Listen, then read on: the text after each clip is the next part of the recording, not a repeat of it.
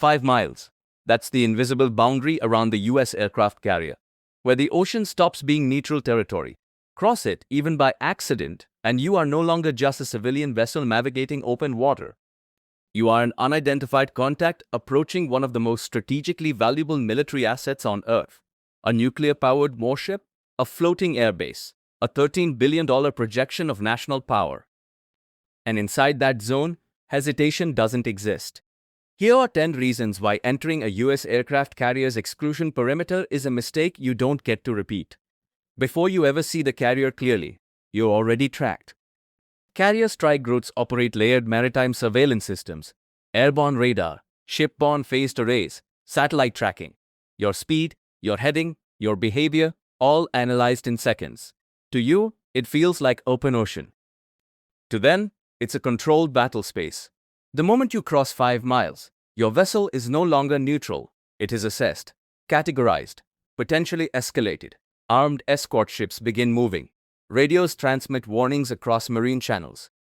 And if you hesitate, even briefly, that hesitation is interpreted. Out here, intent is judged by movement, not explanation. It moves inside a carrier strike group. Guided missile destroyers, cruisers, attack submarines, positioned deliberately across miles of ocean. By the time you think you're approaching the carrier, another ship has already adjusted course toward you. You were never unseen.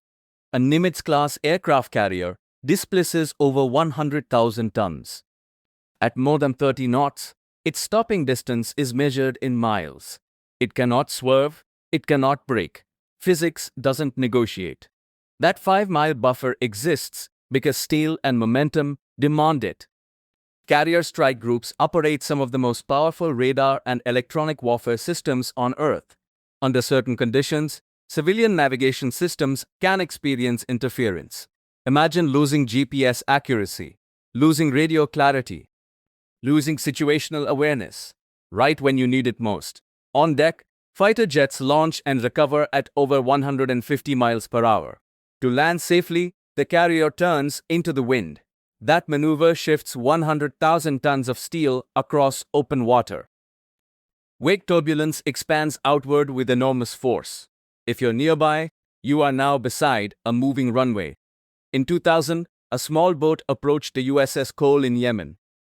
No alarms, no visible threat. Then, detonation. 17 sailors were killed.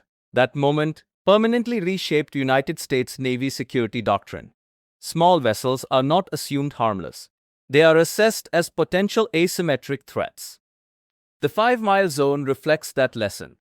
An aircraft carrier carries thousands of tons of ordnance, precision-guided munitions, missiles, and millions of gallons of aviation fuel. In the unlikely event of catastrophic damage, secondary explosions and debris could extend far beyond the hull itself. The perimeter isn't only defensive, it's protective. A nuclear-powered carrier is not just a warship. It is forward-deployed strategic capability. Interference, even accidental, can escalate beyond a maritime incident into a geopolitical crisis. This is sovereign power at sea. On one side, a civilian vessel. On the other, a carrier strike group with layered defenses, submarines, combat aircraft, and advanced weapon systems. There is no version of this encounter where you dictate the outcome. The ocean is vast, but within 5 miles of a US aircraft carrier, it is decisively controlled. Respect the boundary.